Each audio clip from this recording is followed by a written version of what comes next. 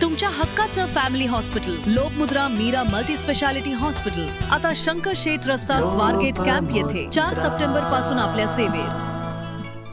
दिवा शहरातील आरोग्याच्या विषयाला घेऊन आज उद्धव बाळासाहेब ठाकरे पक्षाचे शिष्टमंडळ आज आरोग्य अधिकाऱ्यांना ठाणे महानगरपालिका या ठिकाणी भेटण्यासाठी आलेले होते आणि या ठिकाणी अनेक प्रश्न आहेत ते त्यांनी उपस्थित केलेले आहेत। गेल्या अनेक वर्षाची मागणी आहे त्याची पूर्तता न झाल्यामुळे आज पुन्हा एकदा या ठिकाणी शिष्टमंडळांनी येऊन अधिकाऱ्यांनी देखील चौकशी आहे ती केलेली। आपल्यासोबत रोहिदास मुंडे आहेत। सर, काय नक्की मागणी होती, काय निवेदन देण्यात आलेलं होतं, किती वर्षापासूनची मागणी होती, अधिकाऱ्यांनी काय सांगितलं? दिवा विभागात हॉस्पिटल नाही या संदर्भात आज आम्ही शिवसेना उद्धव बाळासाहेब ठाकरे पक्षाचं पूर्ण शिष्टमंडळ आम्ही आज आरोग्य अधिकारी प्रसाद पाटील यांची भेट घेतलेली आहे। कित्येक वर्ष आम्ही मागणी करतोय, पत्रव्यवहार करतोय की दिव्याला सुसज्ज असं हॉस्पिटल द्या, परंतु ठाणे महानगरपालिकेकडून फक्त सांगण्यात येते की आम्ही दिव्याला हॉस्पिटल बांधणारे हॉस्पिटल बांधणार, पण ह्याची तारीख अजून ते जाहीर करत नाही आहेत। म्हणजे आज कित्येक वर्ष हेच आम्हाला खोटं आश्वासन देतात। त्याप्रमाणे अजून ते सांगतात की तुम्ही आम्हाला जागा उपलब्ध करून द्या।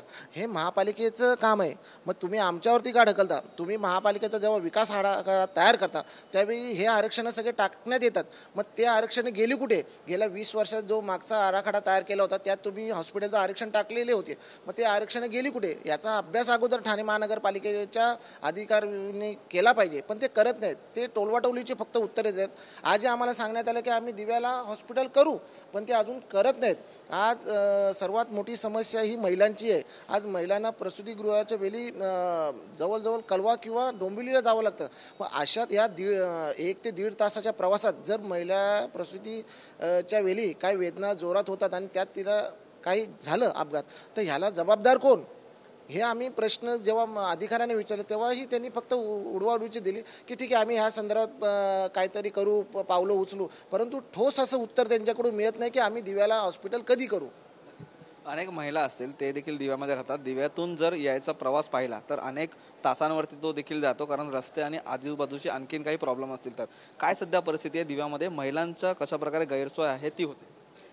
आज आम्ही दिवा शहराच्या वतीने 5 लाख लोकसंख्या आहे, 5 लाख लोकसंख्येचा आरोग्याचा प्रश्न आज आम्ही ठाणे महानगरपालिकेत घेऊन आलेलो आहेत।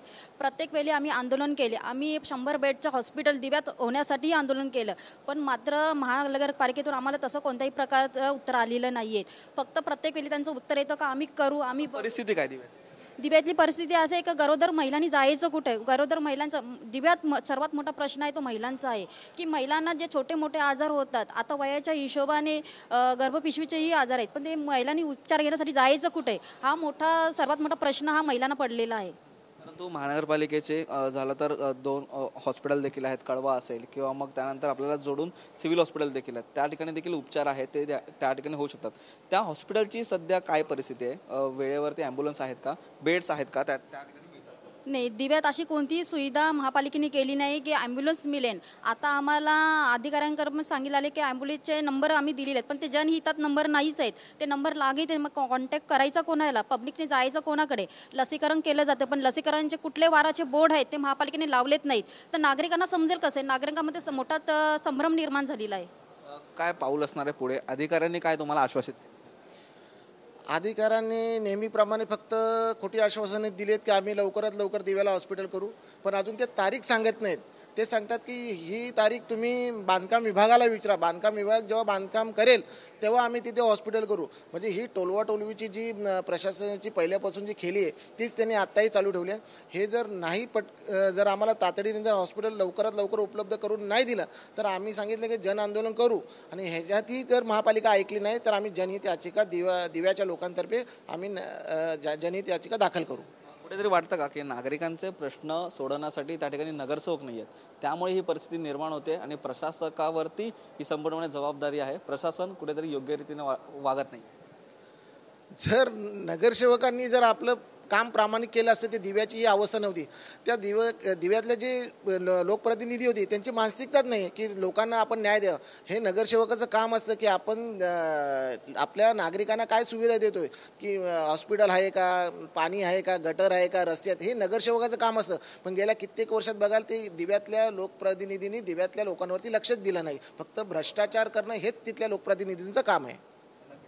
आपण पाहिली तर हे संपूर्णपणे दिव्यातील परिस्थिती होती, जी आरोग्यविषयक असेल किंवा इतर समस्यांवरती असेल त्यासाठी हे शिष्टमंडळ आहे त्यांनी आज अधिकाऱ्यांची भेट घेतलेली आहे। परंतु जी आश्वासनं अधिकाऱ्यांकडून देण्यात आलेली आहे त्याची पूर्तता लवकरात लवकर होते का हे देखील पाहणं तेवढंच महत्त्वाचं असताना हे संपूर्ण प्रश्न आहेत ते देखील गंभीर आहेत। या प्रश्नांना घेऊन आम्ही कोर्टात जाण्याचा इशारा देखील यावेळी या सर्व पदाधिकाऱ्यांनी आहे तो दिलेला आहे। रोशनसह निखिल चव्हाण, TV9 मराठी, ठाणे। तुमच्या हक्काचं family hospital Lokmudra Meera multi speciality hospital आता शंकर शेठ रस्ता स्वारगेट कॅम्प येथे 4 सप्टेंबर पासून आपल्या सेवेत।